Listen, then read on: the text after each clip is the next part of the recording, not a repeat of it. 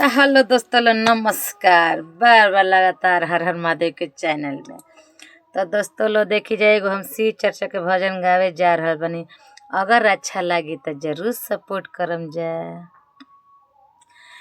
त कैसन दुनिया बनवला ए जगत के गुरु, समझ में आवत नइखे।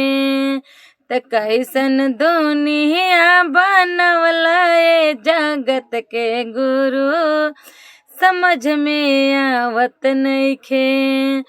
त कोई के कोठा ऊपर कोठा, त कोई के टूटा ही पलानी। कोई के कोठा ऊपर कोठा, त कोई के टूटा ही पलानी।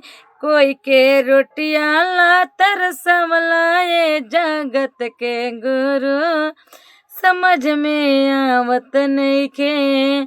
त कोई के रोटियां ला तरसवला ए जगत के गुरु, समझ में आवत नइखे।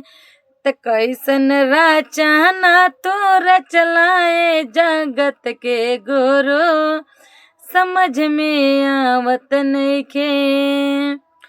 त कोई के गाड़ी ऊपर गाड़ी, त कोई के बोलेरो के तैयारी। कोई के गाड़ी ऊपर गाड़ी, कोई के बोलेरो के तैयारी।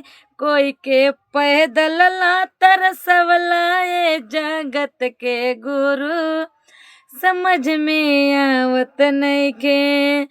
त कोई के पैदल ला तरसवला ए जगत के गुरु, समझ में आवत नइखे।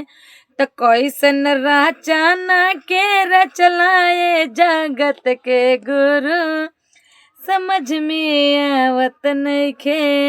त कोई के बेटा ऊपर बेटा, त कोई के पोता के तैयारी। कोई के बेटा ऊपर बेटा, त कोई के पोता के तैयारी। कोई के बेटिया ला तरसवला ए जगत के गुरु, समझ में आवत नइखे।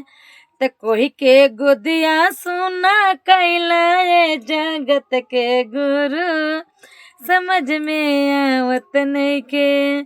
त कोई के बेटिया ला तरसवला ए जगत के गुरु, समझ में आवत नइखे।